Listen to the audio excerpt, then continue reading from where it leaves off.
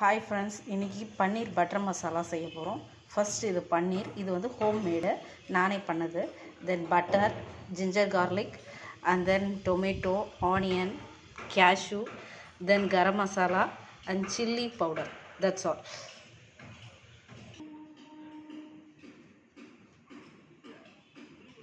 இப்போது இந்த டொமேட்டோ ஆனியனை சாப் பண்ணி வச்சுட்டோம். ஸோ இதுக்கப்புறமா நம்ம அதை வானலில் போட்டு வதக்கலாம். இப்போ வந்து வெங்காயம், தக்காளி எல்லாத்தையும் வந்து வதக்கியாச்சு. இப்போ வதக்கின வெங்காயத்தையும் தக்காளி அண்ட் கேஷ்யூ இது எல்லாத்தையுமே வந்து ஒரு பவுலுக்கு ட்ரான்ஸ்ஃபர் பண்ணிட்டேன். இப்போ இது ஆறுனதுக்கப்புறமா நம்ம மிக்சர் ஜாரில் போட்டு இதை பேஸ்ட்டாக கிரைண்ட் பண்ணிக்கலாம். இப்போ ஃபைன் பேஸ்ட்டாக அரைச்சி எடுத்துகிட்டு வந்துட்டோம்.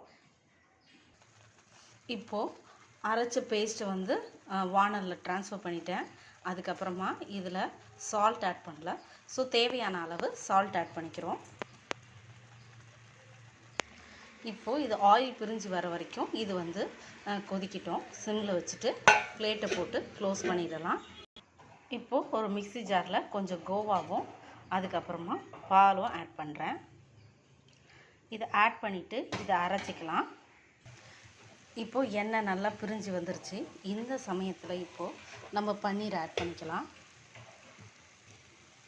இப்போ ரொம்ப திக் கன்சிஸ்டன்சியில் இருக்கனால நம்ம கொஞ்சம் வாட்டர் ஆட் பண்ணிக்கிறோம். இதில்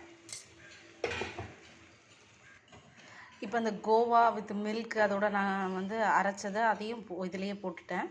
பன்னீரும் ஆட் பண்ணியாச்சு இல்லையா. இப்போ வந்து ஒரு பிளேட் போட்டு க்ளோஸ் பண்ணி ஒரு 10 மினிட்ஸ் கொதித்ததுக்கப்புறமா இப்போ நம்மளோட பன்னீர் பட்டர் மசாலா ரெடி ஆகிடுச்சு. அதோட பட்டரை வச்சுட்டு சர்வ் பண்ண வேண்டியது தான். தேங்க்யூ. லைக் பண்ணுங்கள், ஷேர் பண்ணுங்கள். பாய்.